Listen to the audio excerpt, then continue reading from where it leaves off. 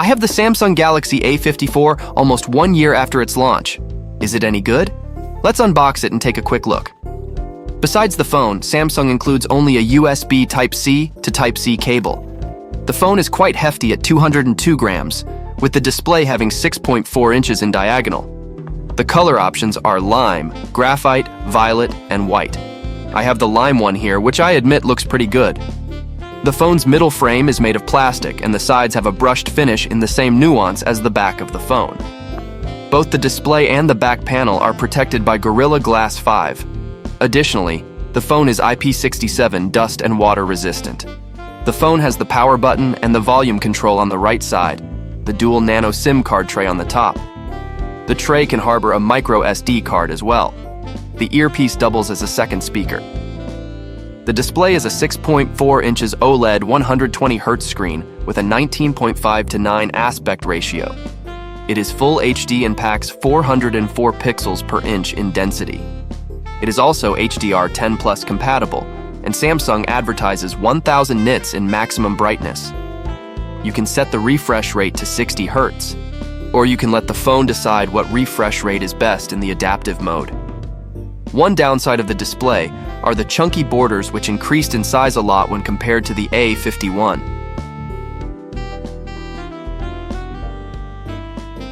In terms of biometrics, the phone has both fingerprint and face unlock. The fingerprint scanner is an optical one, pretty accurate and fast, but placed a bit low. The face unlock is 2D and gets the job done in good light. For lower light, you have the option to brighten the screen.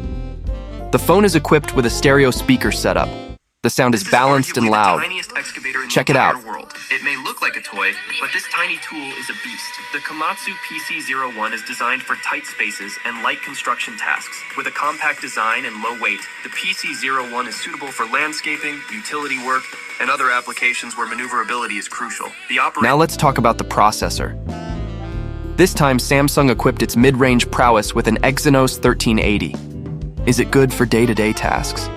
Yes, of course. Is it great? No, not really. This phone launched at €500 last year, and for that money you could find a lot of better options. You will see the animation stutter here and there, and even if you set the refresh rate to adaptive, the scrolling is sometimes inconsistent, like in lower mid-range phones. Samsung tries to mask this with longer transition effects that still happen even if you remove all animations. If you look at the CPU throttle test, it is not pretty. The processor can throttle down to almost 50% of its capacity. On the other hand, the GPU is very stable. In the Wildlife Extreme Stress Test, the stability was close to 100%. The phone will drive many game titles. It can play racing games and even Call of Duty without breaking a sweat. Let's look at some benchmark tests and play some games. I'll see you in a bit.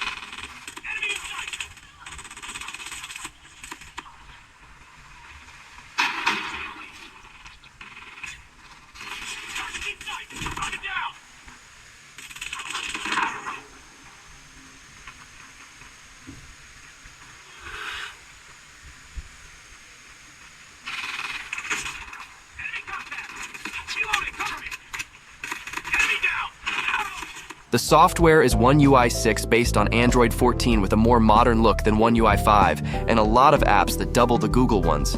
Samsung promised 4 years of Android updates and 5 years of security updates. Now let's talk battery. I've used the phone with the adaptive refresh rate enabled in different scenarios, indoors and outdoors, on Wi-Fi, 4G and 5G, recorded videos, took photos, and played games. The usual screen on time is between 5 and 7 hours, even more in indoors Wi-Fi scenarios. So the 5,000 milliamp hour battery gets you covered even for 2 days. The charging is wired at a maximum of 25 watts, and it takes a bit over an hour to charge the phone fully, using a fast charger. How about cameras? The phone comes with a 50 megapixel f1.8 aperture wide camera, and then a 12 megapixel ultra wide with a f2.2 aperture. The selfie is a 32 megapixel shooter with a 2.2 aperture. Detail-wise, the pics from the main sensor are pretty good, and especially in bright conditions, the phone puts out nice and balanced colors. You can also click the full 50 megapixel photos, but the detail is just a bit better. In lower light, the phone already enters a sort of night mode by default, and the night mode just renders marginally better photos. Now, the 12 megapixel ultra-wide is quite good for a budget device, and the color balance is similar to the wide-angle sensor. The front-facing camera is a good one for the price.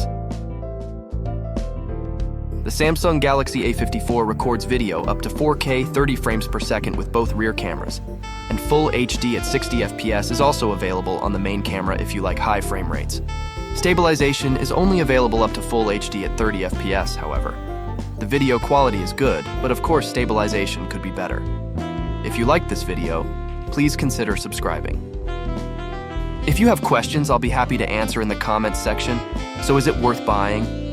If you like Samsung's approach to Android, yes. For an asking price of around €330, you get a great screen, nice smooth software, solid chipset that can handle most tasks, good haptic motor, way better than on the A52 or A53, very good call quality, very good stereo speakers, and good battery life. On the minus side, the chip throttles under pressure. You can notice stutter in day-to-day tasks, and the video stabilization could be better. But we need to tailor our expectations to the budget.